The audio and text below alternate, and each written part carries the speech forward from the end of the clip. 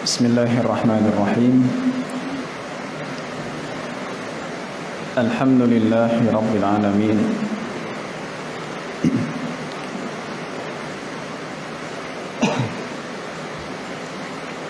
Alhamdulillahilladzi hadana lihada wa ma kunna linahtadiya laula an hadanallah.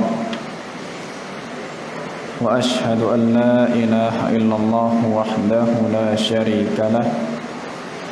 Wa ashhadu anna Muhammadan abduhu wa rasuluh sallallahu alaihi wa ala alihi wa ashabihi wa man tabi'ahum bi ihsanin ila yaumiddin wa sallama tasliman katsira amma ba'd.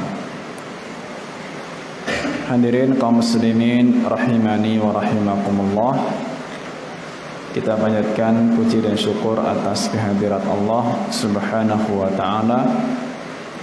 Berkat limpahan rahmat Allah, pada kesempatan malam hari ini kita bisa melanjutkan kajian tafsir Taisir Al-Karimir Rahman fi Tafsir Kalamil Mannan, karya Al-Mufassir Abdurrahman bin Nasir As-Sa'di rahimahullahu ta'ala. Dan kita masih di dalam pembahasan surat Al-Fatihah. Setelah kita pada pertemuan lalu membahas tafsir firman Allah tabaraka wa ta'ala, Iyyaka na'budu wa iyyaka nasta'in. Beberapa paragraf dari tafsir ayat ini sudah dibaca ya. Kita akan lanjut ya, dan sedikit kita akan ulas sebentar apa yang berkaitan dengan ibadah dan isti'anah ya, karena iyyaka na'budu wa iyyaka nasta'in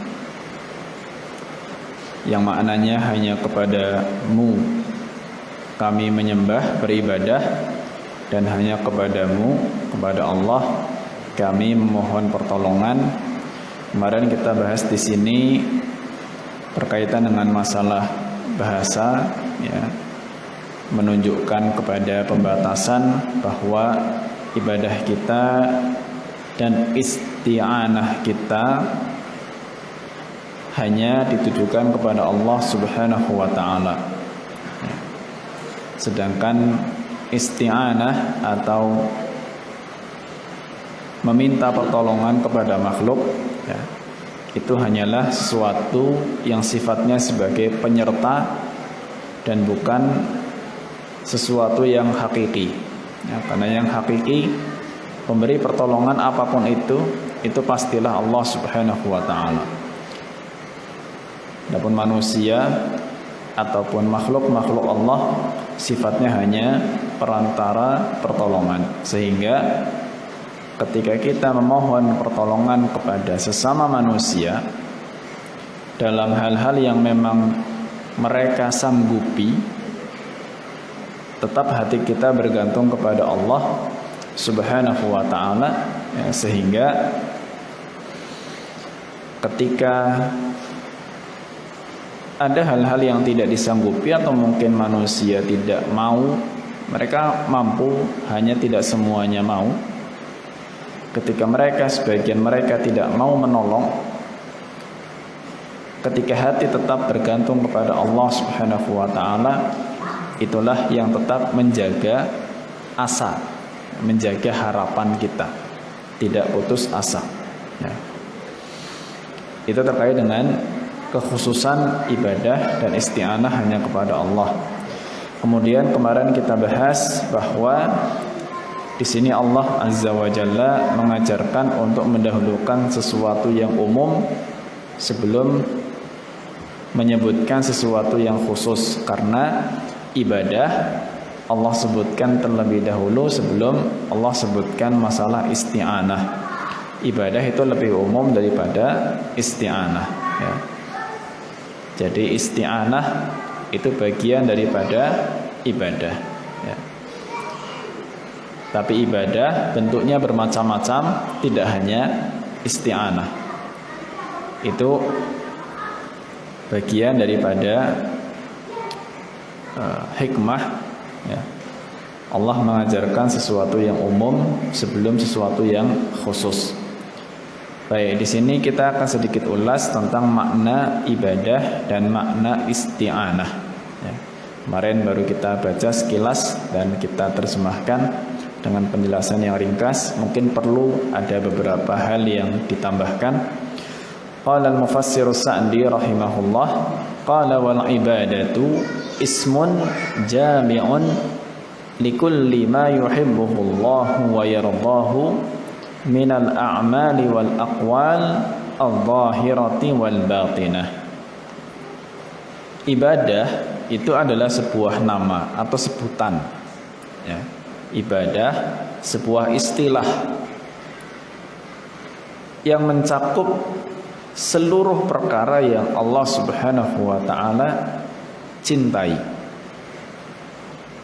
Sebagian ulama sedikit memberikan redaksi yang berbeda, mengatakan ismun jami'un likulli ma syara'ahullah. Semua atau sebuah istilah yang menunjukkan seluruh perkara yang Allah Subhanahu wa ta'ala syariatkan. Ya. Apa bedanya yang Allah cintai dengan yang Allah syariatkan? Sebagian mengatakan kalau kita menyebut bahwa ibadah itu semua hal yang Allah cintai, pada hari ini kalau kita menyebut apa yang Allah cintai itu banyak, ya, termasuk syariat-syariat umat terdahulu itu pun pasti dicintai oleh Allah Subhanahu wa ta'ala, ya. Syariat umat terdahulu itu pasti dicintai oleh Allah Subhanahu wa ta'ala, ya. Tapi tidak semua syariat yang terdahulu bagi kita itu ibadah, karena sudah dihapus, ya, karena sudah dihapus.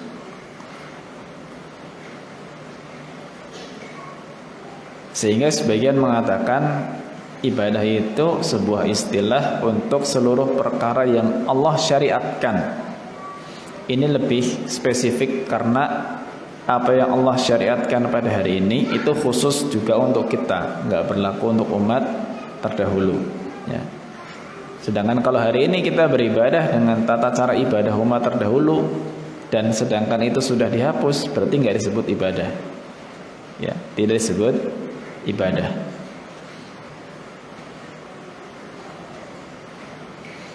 Seluruh yang Allah syariatkan dan Allah ridhoi, ya. Dari mana kita bisa tahu bahwa sesuatu itu Allah cintai, Allah ridhoi? Ini indikasinya banyak, ya. Indikasinya banyak. Di antaranya adanya perintah, baik Al-Quran maupun hadis, perintah untuk melakukan sesuatu yang seluruh Allah perintahkan itu pasti Allah cintai, nggak mungkin Allah nggak cinta. Kedua, ya, munculnya pujian dari Allah Subhanahu wa ta'ala terhadap orang yang mengamalkan, ya, amalan tertentu, ya, pujian terhadap orang yang mengamalkan amalan tertentu. Munculnya pujian itu menunjukkan amalannya itu dicintai oleh Allah Subhanahu wa ta'ala. Atau bisa juga kita tahu bahwa amalan itu dicintai oleh Allah Subhanahu wa ta'ala dengan disebutkannya pahala atau keutamaan dari sebuah amalan, ya. Pasti itu menunjukkan cinta Allah Subhanahu wa ta'ala, ya. Itu beberapa contoh indikasi. Bisa juga, ya, dengan adanya ancaman terhadap orang yang meninggalkan amalan tersebut, ya. Ancaman terhadap orang yang meninggalkan amalan tersebut, ya. Barang siapa tidak mengamalkan ini maka ada nanti ancamannya demikian. Berarti amalan itu memang dicintai Allah, dan bahkan munculnya ancaman bisa menunjukkan amalan itu derajatnya wajib atau minimalnya sesuatu yang sunnah tapi sangat ditekankan. Jadi dari situlah ulama itu nantinya mengenali mana hal-hal yang dicintai oleh Allah Subhanahu wa taala, ya. Dan ibadah bisa kemudian sampai kepada derajatnya wajib hukumnya, atau juga bisa yang sunnah. Dan di sini disebutkan minal a'mal wal aqwal adh-dhahirah wal batinah. Baik yang bentuknya amalan, ya, perbuatan badan, ataupun akwal yang bentuknya ucapan, yang nampak maupun yang tersembunyi, yang kelihatan ataupun yang ada dalam hati.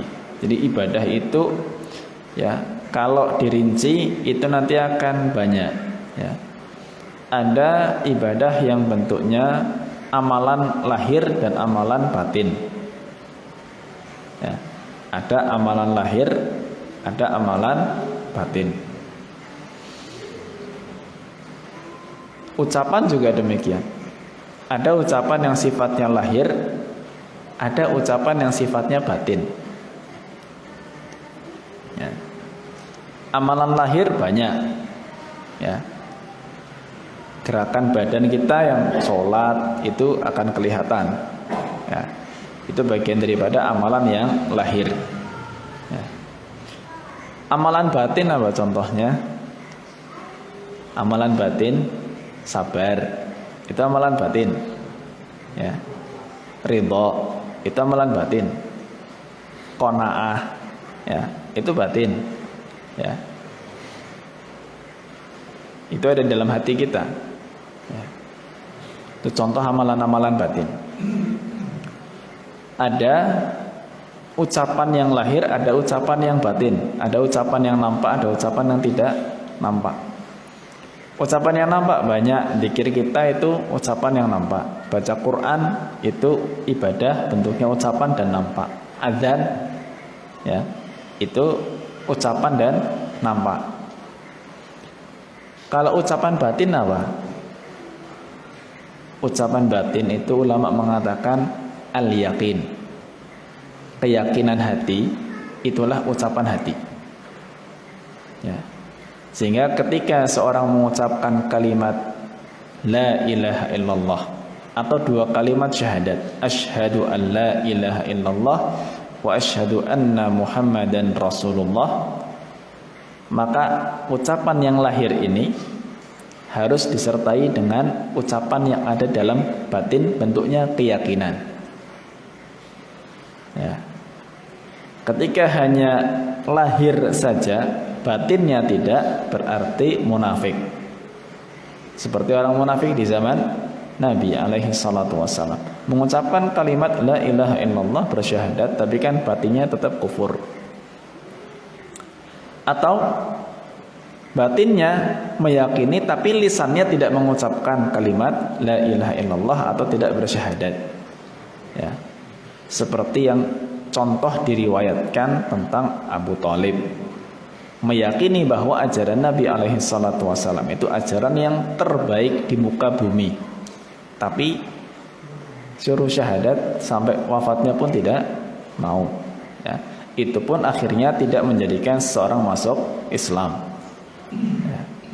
Sehingga itu ada amalan, ada ucapan lahir, ada ucapan batin. Ucapan batin apa? Yakin. Itu ucapan batin, ya.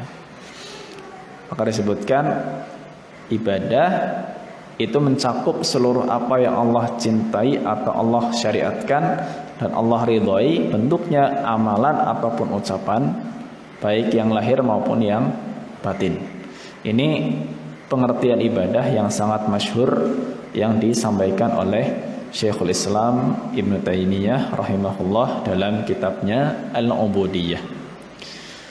Kemudian isti'anah, ya, atau sebelum isti'anah, ya. Jadi ibadah ini sedikit saya tambahkan, ibadah ini ulama sebutkan ada yang dinamakan ibadah mahdhah dan ada ibadah yang disebut ghairu mahdhah.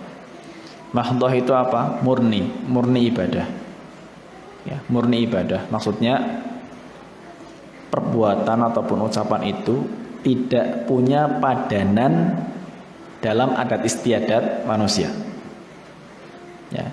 tidak punya padanan dalam adat istiadat manusia. Contoh, sholat, ya, nggak ada orang sholat itu bentuknya adat gitu. Adat orang sholat nggak ada. Sholat memang yang nampak dari sholat yang dikerjakan itu sudah pasti itu bentuk ibadah. Sudah pasti bentuk ibadah. Murni ibadah itu sholat. Ya. Baca Quran itu mahdhah. Ya. Tidak dikenal ada sebuah adat istiadat namanya baca Quran. Ya, adat istiadat namanya sholat itu nggak ada. Ya. Tapi ada ibadah yang ghairu mahdhah. Jadi ibadah itu bentuknya, ya, antara adat dan ibadah itu sama. Ya. Maka bentuk amalan ini ada kalanya jadi ibadah, ada kalanya tidak ibadah, tergantung niat. Ya, tergantung niat. Dan ini luas, kalau bab yang ghairu mahdhah itu luas. Contoh saja ya sederhana, senyum. Kita mengenal senyum itu ibadah. Banyak orang senyum, tapi nggak semuanya akan bernilai ibadah. Ya. Senyum itu sesuatu yang lumrah dilakukan oleh manusia, baik yang sedang ibadah maupun tidak ibadah. Ada orang memahami senyum sebagai ibadah. Kalau dia senyum, memang niatnya mengamalkan sunnah Nabi alaihi salatu wasallam, jadi ibadah. Ya. Nah, Nabi mengatakan, la tahqiranna minal ma'rufi syai'an walau an talqa akhaka biwajhin taliq.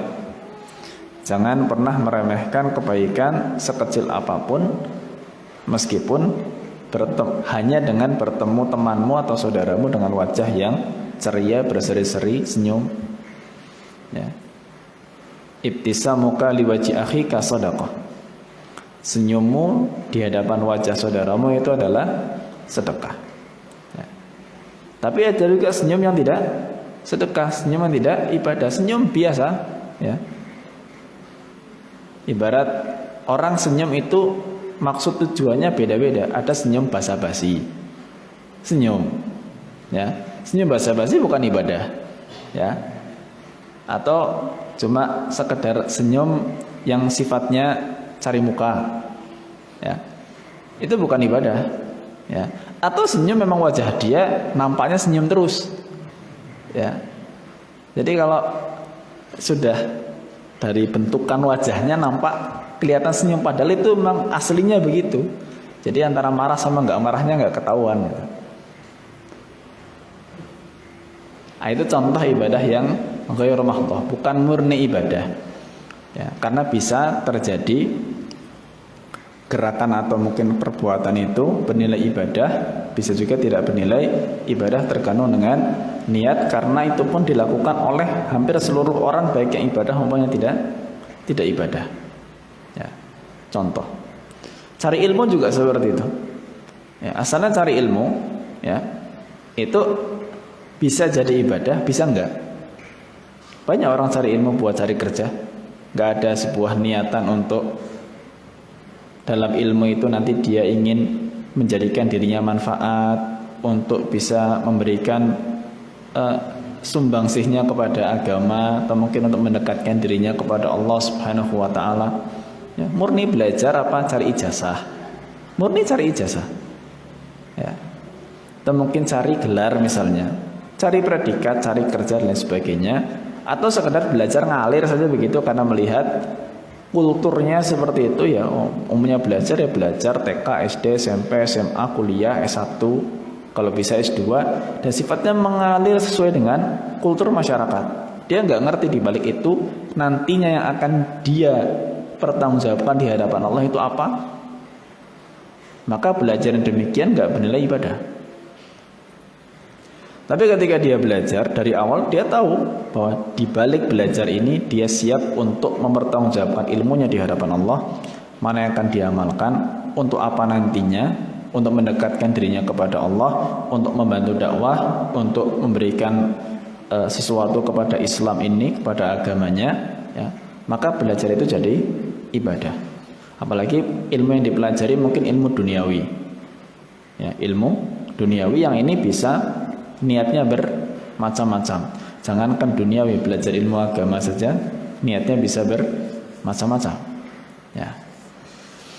Maka itu contoh untuk ibadah yang disebut dengan namanya ghairu mahdhah. Ya. Semua aktivitas adat keseharian kita itu bisa menjadi ibadah yang ghairu mahdhah. Makan kita bisa jadi ibadah. Tidur kita bisa jadi ibadah. Olahraga kita bisa jadi ibadah. Jika memang diniatkan dengan semua itu sebagai wasilah untuk beribadah kepada Allah Subhanahu wa taala, maka semuanya ibadah. Ya, tapi kan ada juga orang tidur, makan, olahraga, memang niatnya cuma aktivitas keseharian begitu saja. Ya. Maka itu enggak jadi ibadah. Jadi bentuknya ya itu saya katakan tadi punya padanan antara ibadah dan yang bukan ibadah, sama saja, bentuknya sama. Ya, bentuknya sama. Beda dengan tadi yang kita contohkan sholat dan baca Quran. Nggak dikenal orang punya adat sholat gitu, punya adat baca Quran gitu. Dalam kesehariannya enggak. Orang ketika sholat ya pasti itu ibadah. Terkait nanti ikhlas nggak ikhlas itu urusan lain. Ya, itu enggak kemudian menjadikan sholatnya jadi sebuah adat gitu enggak. Ya. Dia ibadah. Ya. Hanya nanti apakah diterima oleh Allah itu perkara lain. Baca Quran juga seperti itu. Baca Quran bentuk amalannya itu ibadah pasti. Ya, pasti ibadah. Hanya apakah ibadah itu nanti diterima atau tidak, itu terserah Allah Subhanahu wa taala. Itulah pentingnya dalam semua amalan yang punya ya dua kemungkinan, ya, bisa ibadah bisa tidak, itu untuk bisa mendapatkan pahalanya harus menghadirkan niat. Harus menghadirkan niat ibadah atau dijadikan sebagai perantara untuk ibadah kepada Allah Subhanahu wa taala. Itu untuk bisa menjadikan amalan yang dikatakan ghairu mahdhah tadi ya menjadi ibadah dan berpahala ya. Maka dari itu para ulama jelaskan pada ibadah-ibadah yang sifatnya mahdhah ya, sifatnya mahdhah, maka niat itu syarat untuk sahnya ibadah ya. Niat itu syarat untuk sahnya ibadah. Itu yang mahdhah ya. Tapi ibadah yang ghairu mahdhah, niat itu syarat untuk mendapatkan pahala ya. Karena ibadah ghairu mahdhah kita nggak katakan sah apa nggak sah gitu. Senyumnya sah apa enggak, senyum mau sah nggak nggak ada urusan ya. Senyum aja, kita senyum nggak sah pun nggak dosa gitu. Cuma kalau senyum ingin berpahala, hadirkanlah niat untuk menjalankan tuntunan Nabi alaihi salatu wasallam gitu. Ya, kalau yang mahdhah niat itu wajib untuk syarat sahnya ibadah. Tapi kalau yang ghairu mahdhah, maka yang tidak murni ibadah, niat itu sebagai syarat untuk mendapatkan pahala. Ya, untuk mendapatkan pahala. Karena yang ghairu mahdhah tidak ada penyebutan sah atau tidak sah. Baik. Ya. Kemudian disebutkan tentang isti'anah, wal isti'anatu hiya al-i'timadu 'ala Allah Ta'ala fi jalbil manafi' wa daf'il madar ma'a thiqati bihi fi tahsili dzalik. Adapun isti'anah, istilah isti'anah ya, adalah bersandar kepada Allah Subhanahu wa taala, bergantung kepada Allah. Hatinya maksudnya bergantung kepada Allah fi jalbil manafi', dalam mendapatkan manfaat, keinginan untuk mendapatkan manfaat, wa daf'il madar, dan untuk menolak bahaya, ma'athiqati bihi fi tahsili dzalik, dengan kepercayaan, thiqah ya, keyakinan bihi terhadap Allah fi tahsili dzalik, dalam atau untuk mendapatkan semuanya itu Jadi isti'anah di sini ada dua unsur di dalamnya. Pertama adalah bergantung kepada Allah, dan yang kedua adalah harapan, kepercayaan yang tinggi terhadap Allah Subhanahu wa taala. Ya, adanya ketergantungan kepada Allah, ya, sehingga dalam semua perkara itu terlebih dahulu dimintakan pertolongannya kepada Allah Azza wa Jalla. Minimalnya dengan membaca bismillah, maka bismillah itu adalah tersirat makna isti'anah di dalamnya. Ya, kenapa disyariatkan tasmiyah atau bismillah? Atau mungkin kita baca bismillahirrahmanirrahim. Kita mau makan bismillah. Kita mau pergi bismillahi tawakkaltu 'alallah la haula wala quwata illa billah. Ya. Secara umum meskipun hadis yang menyebutkan keutamaan atau anjuran basmalah atau menyebut asma Allah dalam semua perkara itu diperselisihkan oleh para ulama. Di antaranya disebutkan dalam hadis kullu amrin dibalin la yubda'u bi bismillahirrahmanirrahim fahuwa aqta atau fahuwa abtar atau redaksi yang semisalnya. Dikatakan bahwa semua perkara yang penting tidak diawali dengan bismillahirrahmanirrahim, maka terputus berkahnya. Ya, terputus berkahnya. Hadis ini sebagian ulama menilainya dhaif, tapi tidak sedikit juga yang mengatakan hadisnya hasan karena jalurnya cukup banyak, ya. Sanadnya cukup banyak sehingga dikatakan menguatkan satu dengan yang lainnya. Tapi bukan berarti andai kata yang berpendapat hadis itu dhaif kemudian mengamalkannya jadi bid'ah, tidak. Ya, jadi tidak semua hadis lemah dalam pengamalannya jadi bid'ah, itu tidak. Ya. Tidak semua hadis lemah yang dhaif kemudian pengamalannya jadi bid'ah. Ya.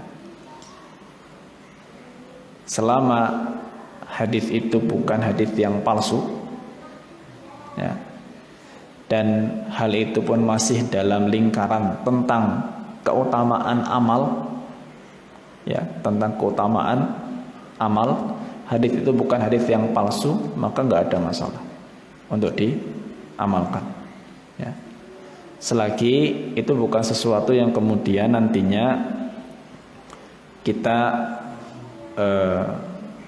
anjurkan kepada orang-orang juga untuk melestarikan amalan tersebut. Enggak, misalkan sampai kepada kita sebuah hadis, oh kita tahu hadisnya lemah, tapi enggak sampai palsu.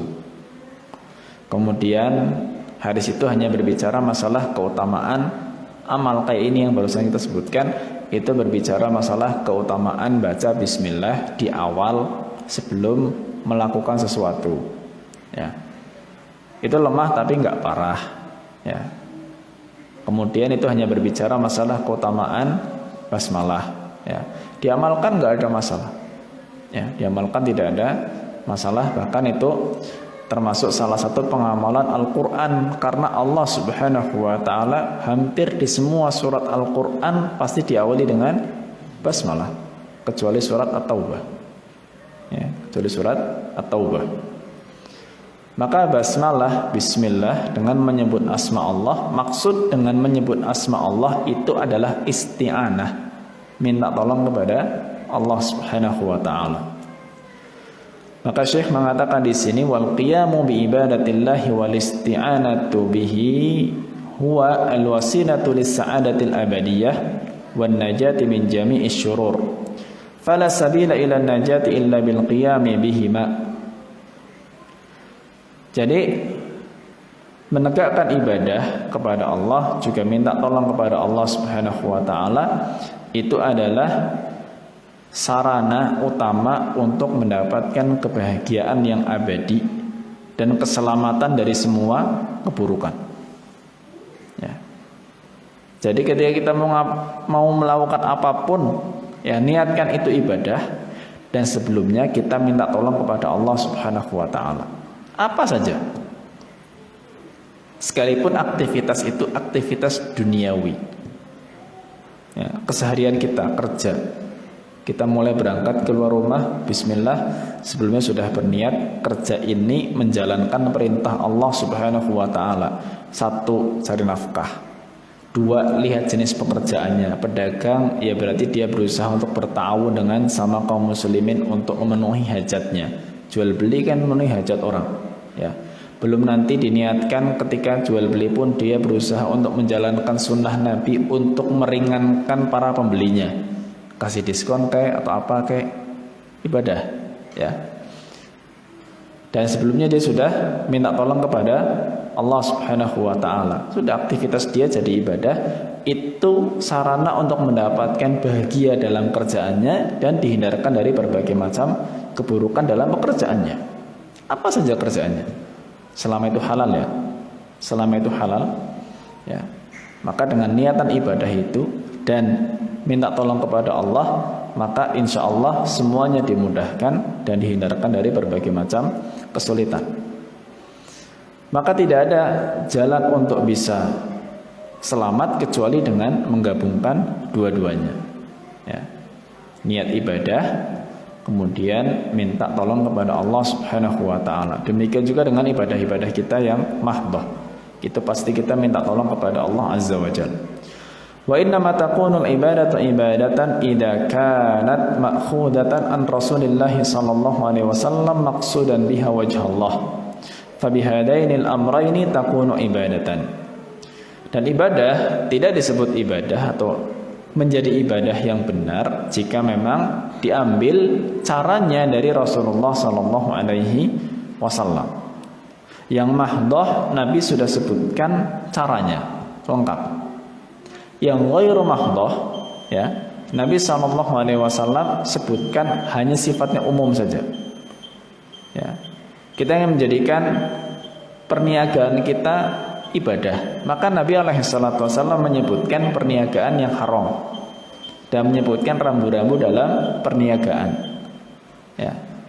Maka ibadah kita dalam perniagaan itu menjauhkan diri dari perkara-perkara yang haram dan dilarang oleh Nabi sallallahu alaihi wasallam.